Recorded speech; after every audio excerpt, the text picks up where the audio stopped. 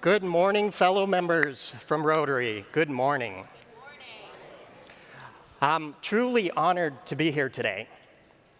I want to share with you a story that began in Holland, Michigan, and traveled all the way across the globe. It's a story about connection, creativity, and Rotary's ability to evolve while staying very deeply human. Before I tell you these stories, I want to offer 4 questions that became the framework for how we're going to work. I keep coming back to them as a club member and as someone focused on human-centered AI. Here are the questions. What are the hidden needs in our community? What tools can help us uncover them? What relationships can help us validate what we are seeing? What outcomes and stories will we create, will we share to invite others in? So, now let me show you what these stories and questions look like in real life. First, the hidden needs. In the winter, our club was meeting at member-owned restaurants, diverse local places that reflected the spirit of our community. These gatherings were not just meals, they were moments of belonging. For me, it was belonging. We supported each other's businesses, shared our stories, and welcomed new faces. In the summer, we moved our meetings onto the water, hosted on Rotary members' boats on Lake Michigan. Picture it, waves gently rocking, conversations flowing, and the Rotary wheel displayed above the helm where the captain is steering. It brought a sense of openness, and for me, adventure. And it sparked a bigger question about our hidden needs that we'll continue to explore together. What else could we do that truly matches what our community needs right now? The second question is about the tools. We decided to explore AI, but in a human-centered way. This means not using AI just to answer questions and prompts, but as a starting point for our curious and lots of curiosity, right? I created a project in ChatGPT, upload LinkedIn profiles of our members, and asked a simple question. We're in Holland, Michigan. What needs might we be missing? And where could Rotary help? AI surfaced something we suspected, but had not named very clearly. Local manufacturings were struggling to find talent. Young professionals were looking for opportunity, but the two groups were not connecting in a human way. This was a need our club could fill. The third question concerns validation. We treated AI responses, and this is important, as a hypothesis, not the answers. We discovered truth the Rotary way, through people. We spoke with business leaders, plant managers, HR teams. We listened to young professionals and job seekers. We asked, what is getting in the way? What could we do to help you connect? That validation shaped our fourth move, which is all about inviting others in. We organized factory tours throughout the year, bringing together students, job seekers, employers for face-to-face meetings. These were bridges, not just tours. One story captures it. Aris is a former Rotary exchange student from Brazil. He later came to the US, moved back to the United States, and he married the daughter of a Rotarian. He joined our Rotaract Club. He was talented, he was eager, but he wasn't building the local connections. So he came to our Gentex factory tour, met people, and the doors started to open. Here's how I know it worked. Gentex became a sponsor of our annual cook-off. That sponsor came through relationships built on moments like that tour. You can measure dollars, sure, yes, but you can also measure momentum. Trust increased, engagement increased. The community started calling us back. So now that we worked our way through the 4 initial questions, we went back to ChatGPT again. Same 4 questions, and used the answers to create something really joyful. we hosted a noodle cook-off fundraiser featuring local restaurants. It sold out. We expanded the number of tickets, sold out again. Expanded the number of tickets, sold out a third time. Local restaurants brought their best recipes. Bands made up of our own club members played live music. The energy was electric. It really was. It was not just a fundraiser. It was a celebration of Rotary's creativity and community spirit. And the impact was clear. New members found us through these stories that we shared. I shared weekly on LinkedIn, not as marketing, but as invitations. People saw the events, the energy, the purpose. They wanted to experience this. And we wanted our impact to spread way beyond Michigan.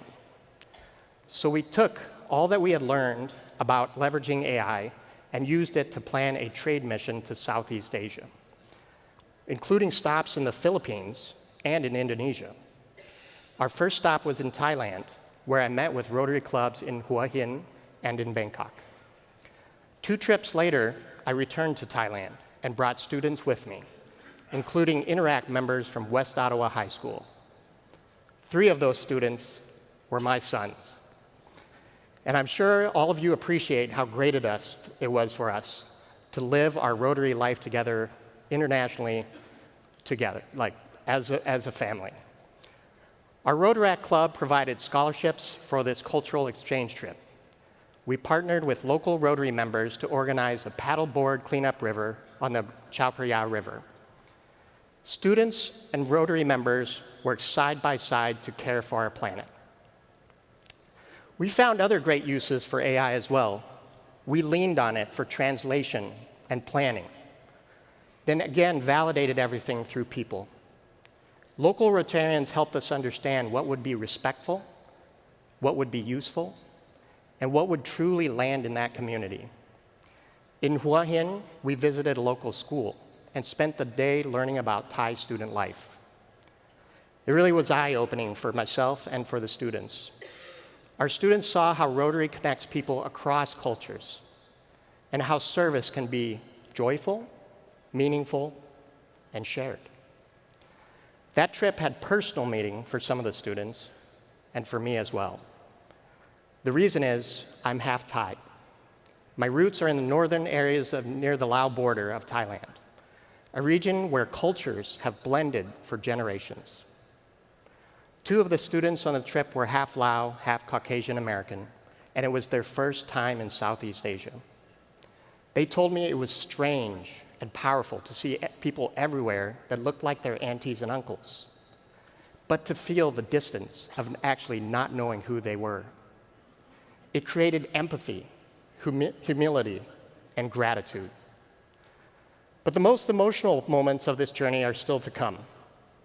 And to this day, I'm astounded by how we can use AI to help people feel more fully human. It began when a fellow Rotarian, Mary Martin, reached out about her husband, Chris, a former radio DJ, someone whose voice was his life. Chris lost his voice to throat cancer. She was curious if AI could help Chris speak again. We tried something called voice banking. It was experimental at the time. It uses AI to create a personal synthetic voice from past recordings, giving people not only the ability to speak, but in their unique tones and cadences. We approached this project carefully, with full consent, verification, ethical use, and deep respect. And the result, it was so powerful. Chris got his voice back.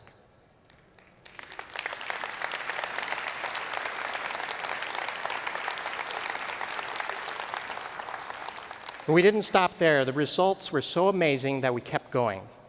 Next, we helped a young girl named Maria, who lived in Puerto Rico. She was born nonverbal. We helped her discover her voice for the first time through AI, and it was actually, we cloned her mother's voice. I shared her story, actually, at the Zone Summit, and that opened the door for more people to reach out, including a Rotarian, a member named Jack Cohen. Jack was facing throat cancer surgery and feared losing his voice. Maria's story, he came up to me and said, this hits close to home, Charlie. We talked about voice banking as a form of voice insurance, a backup voice that could preserve part of his identity and help him communicate with his family if the surgery changed his voice and his speech. The result was hope. It was a plan. We mapped out what tools exist, what materials we would need, including recordings, and how to coordinate that process with his caregivers. Unfortunately, we didn't have the time to create a full voice bank before the surgery. But this is important. Jack called me and he said this effort helped him feel seen, less alone, and more in control of what would come next. Taken together, all of these moments taught me something very special and very important about Rotary. What we do is not just about service. It's about giving people a voice through technology, through community, through compassion. AI did not replace anyone. It amplified our love. It amplified my love. It helped Jack feel seen. It helped us all remember why we serve. And so our story, which began with curiosity and 4 simple questions, came full circle. We began with 4 questions that flowed like rivers. What are the hidden needs in all of our communities? What tools, like AI, can we use to help discover them? What relationships can help you validate what you are seeing? What outcomes and stories will you create, will you share, will you measure, and share with the world? For us, those questions took us from local restaurants all the way to international rivers, from insight to validation that it worked, from youth engagement to global citizenship, from technology to empathy, and most importantly for me, hope. But these same streams exist across all of the Rotary world, and if we have the curiosity to follow them, we can embrace new tools while keeping humans in the loop. We can listen deeply, validate locally, then act boldly. We can create meaningful activities with real outcomes, then tell those stories in a way that invites others in. And we can invite young people, not to just observe, but to lead. The future of Rotary is people-centered transformation. And sometimes that transformation can help someone find their voice again. Thank you.